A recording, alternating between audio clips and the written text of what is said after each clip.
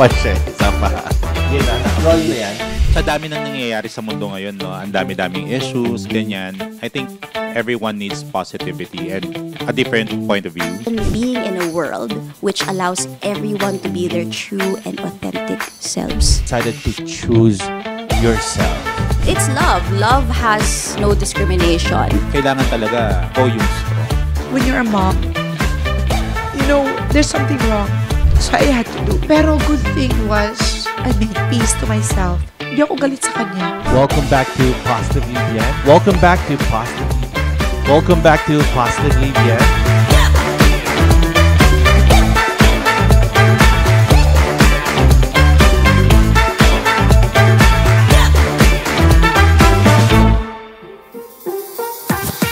Welcome back to Positively Bien. This Pride Month, I am truly honored to be someone who I so admire.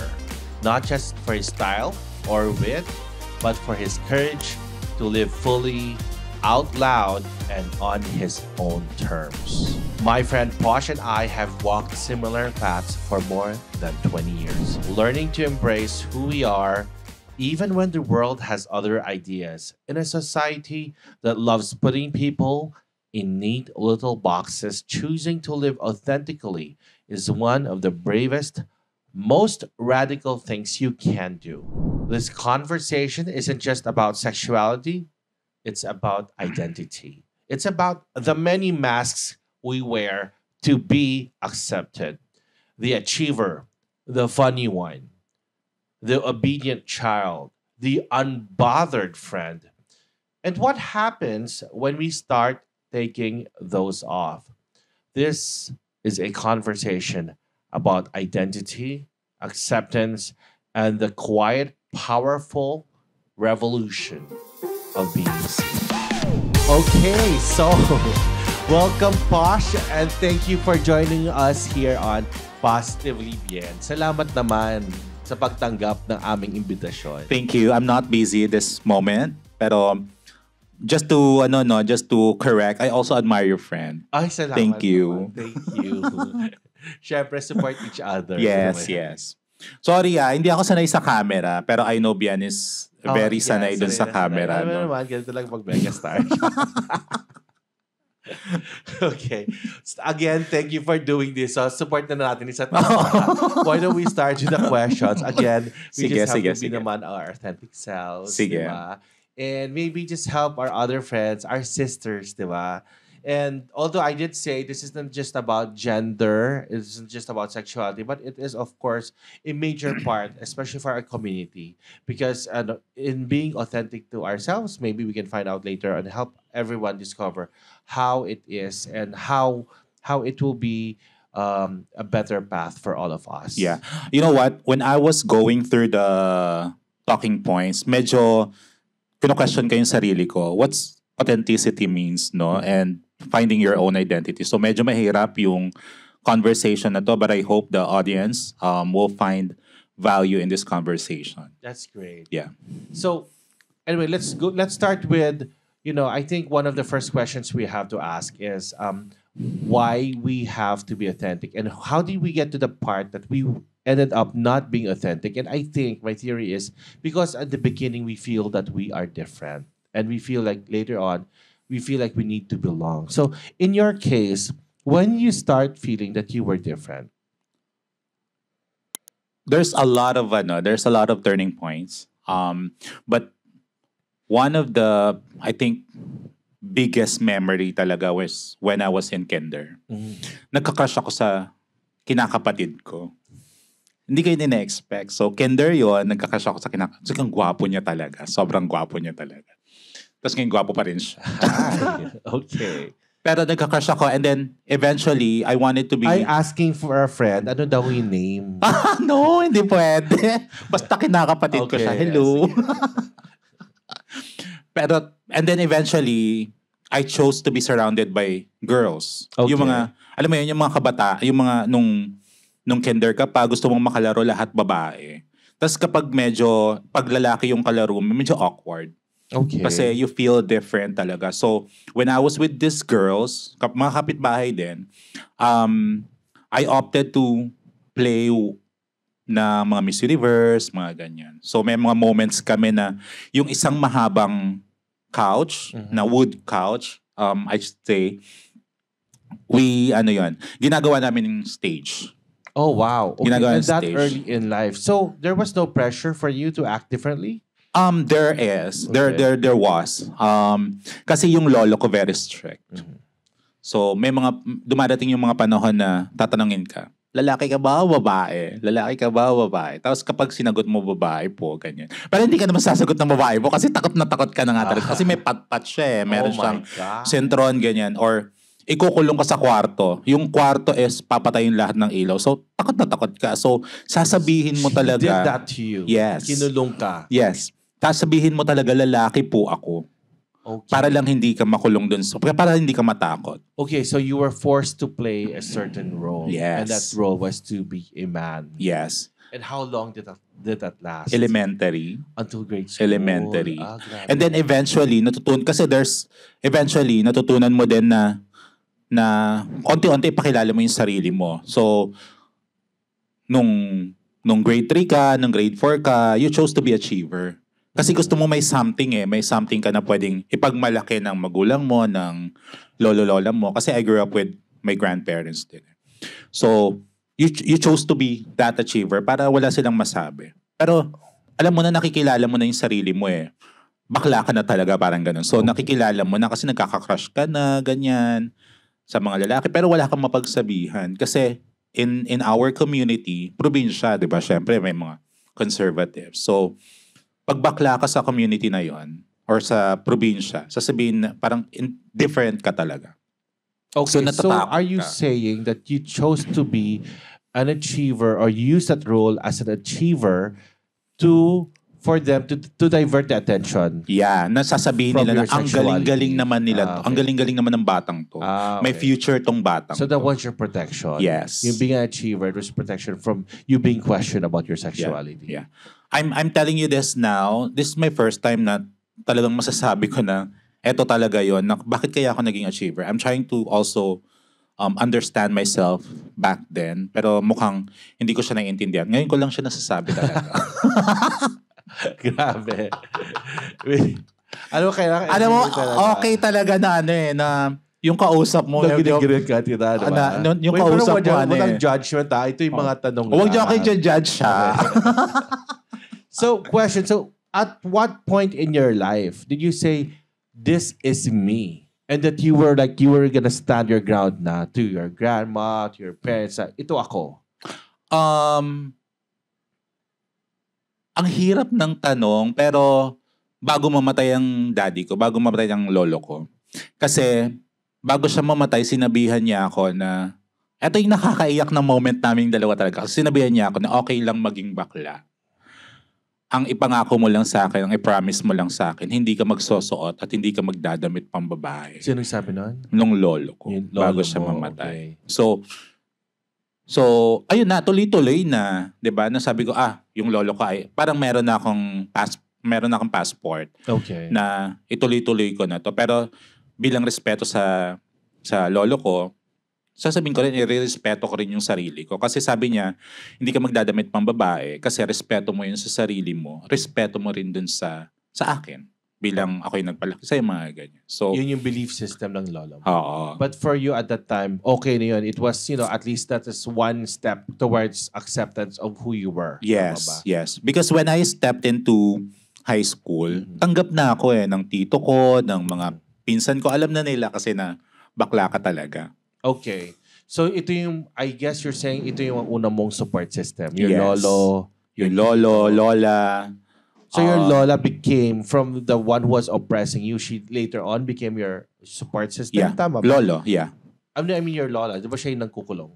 Lola is the one na nagkukulong sa'yo. talaga. But Kasi later very, on, very strict. Even in grade school, Siya yung high school, supportive. Naging supportive na siya. Supportive na eventually. siya. Ano yung turning point niya? Naging curious tuloy ako. Hindi ko alam. Siguro, hindi ko rin siya natanong Kasi bata ka pa, baka magkaroon pa ng gulo yun pag natanong mo. Okay. Pero I think it was the self-discipline din na impart sa akin bilang Self-discipline. oo. So parang na-prove mo sa kanya na even if bakla ka, you can become Somebody. You can become Diba? somebody. You can become achiever. So I think effective naman yun na naging achiever ka kasi napatunayan mo na may paroroonan ako, may pararatingan ako, parang ganun. Kasi syempre panganay ka, 'di ba? Sa Filipino community naman, pag panganay ka, you have to be strong, you have to be the breadwinner kasi hindi naman kayo mayaman eh. Mhm. 'Di ba? I have 7 other siblings. 'Di ba? Wow. So tapos ikaw pa yung panganay. So kailangan talaga ikaw yung strong. Kahit hindi naman. Alam mo yung ganun. Tapos they were expecting lalaki ka. Syempre dapat ikaw yung magtataguyod nung ano. Ang daming issue nun. Lalaki ka, dapat ikaw yung magtataguyod ng apelyido. Yung mga ganyan ba? Yung mga ganyang stereotyping. Parang ganyan. So, since early on naman, you were able to conquer na yung acceptance. But were there other masks that you had to put on? Because you mentioned kanina you had to show that you were strong. So, aside from sexuality, aside from showing to be the strong person, ano yung other masks that you had to put on for you to survive? Sa family siguro panganay ka eh. So breadwinner ka, 'di ba? So ikaw yung strong, parang wala kang problema. Kasi tapos i-open up mo na lang yung sarili mo dun sa mga closest friends mo. Pero sa family, never ka makakapagsabi ng problema. Oh, 'Di ba? okay. So kasi kapag nagsabi ka ng problema kasi hindi nila maintindihan. You have that assumption kasi na bata yung mga kapatid ko, hindi nila maintindihan. Not until today. 'Di ba? Okay. Kasi naiintindihan na nila. So you're saying now you're showing more vulnerability to your family Yes. members. Sasabihin ko may sakit ako or galit na ako sa nanay tatay, mga ganyan. Sasabihin mo na yan. Tapos iiyak ka na lang. There was one moment nga sa kapatid ko, lalaki yun iniiyakan ko kasi pagod na ako, parang ganun. So tell me yung difference nung before when you were trying to be just the strong person and now that you're showing vulnerability, ano yung difference dun sa relationship mo with your family? I feel more, we're closer. Okay. Diba? Tapos, naiintindihan nila, alam mo yung dati kasi wala kang kumusta na nakukuha, ganyan, diba? Wala kang, kumusta kuya, kumusta yung buhay. Pero ngayon, every now and then, meron na akong,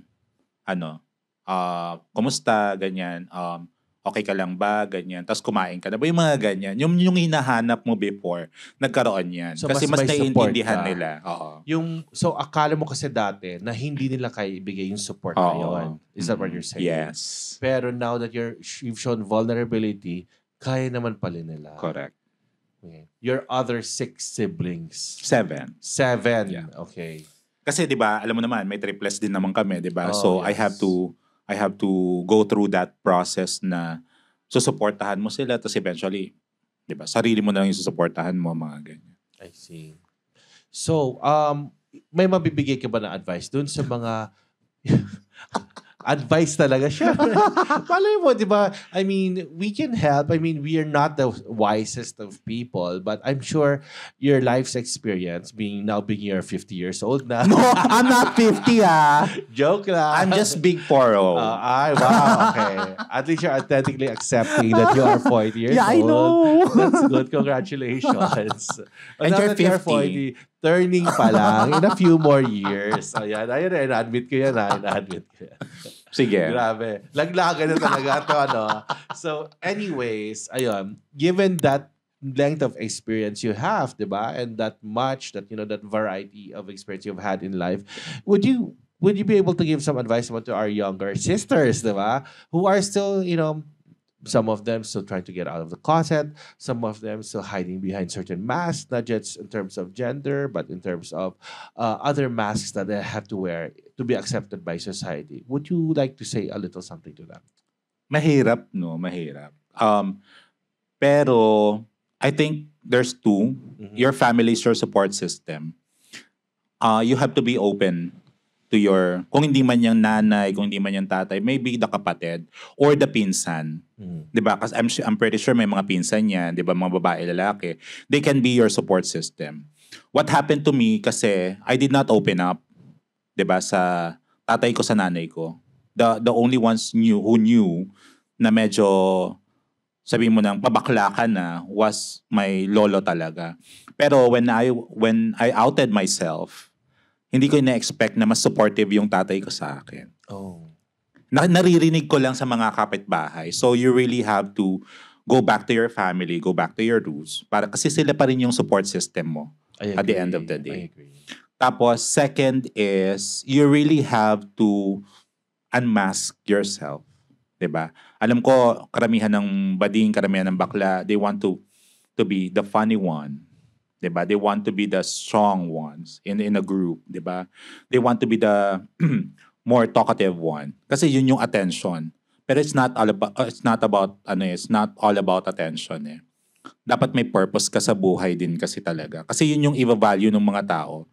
Or kapag nagsasama-sama kayo. And even if hindi ka nila kasama, masasabi nila na, ito si Bien, ito si Posh, ganyan.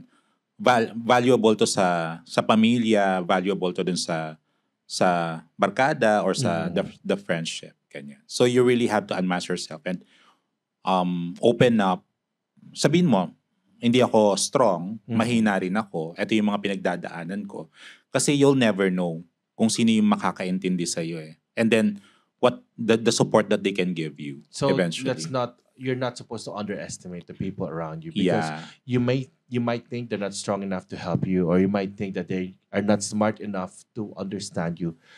But you can be wrong, diba? Yes. They are smart people. People around you are smart enough to understand you, to understand that you need help when you are weak, when you are down. And maybe we should also, I think, we should tell all our sisters that you are worthy to be seen for who you are. And there's no need to hide because you are worthy of showing your essence. Correct. Yeah. There's this one movie nga, I don't know the title but it's in Prime. Mm-hmm. Nag-promote pa talaga. It's with Chris Pratt. I love Chris Pratt. He's my crush eh. Kasi si Chris Pratt was a daddy and sinabi ng anak niya, everything will be okay. Mm-hmm. So hindi niya alam na yung words na yun yung yun yung turning point niya para maging better lahat sa buhay nilang mag-asawa, mag-daddy, ganyan. So, you'll never know eh. You'll never know. Basta mag-open up ka lang. Kasi even if... Para alam ko yan, hindi siya yung daddy, bumalik siya in time. In future. Oo, galing siya sa future. I forgot the title, pero parang Battle of the Future ata, parang ganun. To his, siya yung daddy. Yes, he talked to his little self. No, hindi ba? Movie pa yun. Doon, pumunta siya sa future after 28 years ata. Nakausap niya yung anak niya. Pero dun sa younger, na yung present time na anak niya, sinabihan siya na everything will be okay. Tapos ang ganda nung ano na yon, nung takeaway ko dun sa movie na yon. Kasi eventually kasi hindi mo din kasi alam kung sino yung magiging support system mo. Open ka lang, mag-open ka lang. Hindi mo kailangan maging maingay, 'di ba? Kasi I'm pretty sure yung mga moment na mag-open up ka, yun yung tahimik eh. Yes. 'Di ba? Dun sa tahimik na yun, makakakuha ka ng wisdom, makakakuha ka ng value dun sa conversation. By the way, Posh, thank you again for joining us and for reminding us that Pride isn't just about flags and parades. It's about presence. And your presence here means a lot to me, especially since this is the early stage of our vlog. Yeah, even if it's not Pride, I will support your friend. Maraming salamat. And of course, I mean, let's go back to the reason why we're doing this. Is of course to share positivity, to share love, and hopefully maybe give a little advice as well. Yeah. So, sa dami nang nangyayari sa mundo ngayon, no, ang dami-daming issues, ganyan. I think everyone needs positivity and a different point of views para mas mabuhay ng masaya. Kasi ang masaya, mabuhay ng masaya. Ang hirap dugtungan. Mabuhay ng masaya. Yes, because happiness is the end all, or at least, the goal, the ultimate goal. It's just that we have different ways of getting there. Yes. But that is for a lot of people the ultimate destination, to find true happiness or inner peace. Yeah. Masaya, mabuhay na masaya because you are authentic to yourself and to others, and wala kang mask na pinoportray or wala kang role na pinoportray in different areas of your, no, aspects of your life. Yes, Ganyan. because we are worthy to show our true selves. Yes. So with Thank that, you. everybody, for joining us here on Positively Bien. So feel free to like, subscribe, and of course, if you feel like there are friends of yours who need to listen to this, or to hear this, or what we have to say, please do share it with them. Maraming salamat.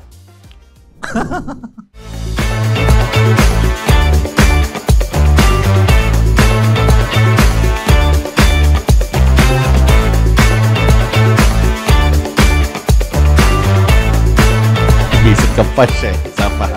Yan na. Roll na yan. Sa dami nang nangyayari sa mundo ngayon, no, ang dami-daming issues, ganyan. I think everyone needs positivity and a different point of view. And being in a world which allows everyone to be their true and authentic selves. Decided to choose yourself. It's love. Love has no discrimination. Kailangan talaga go yung strong. When you're a mom, there's something wrong. So I had to do. Pero good thing was, I made peace to myself. Hindi ako galit sa kanya. Welcome back to Positively Bien. Welcome back to Positively Bien.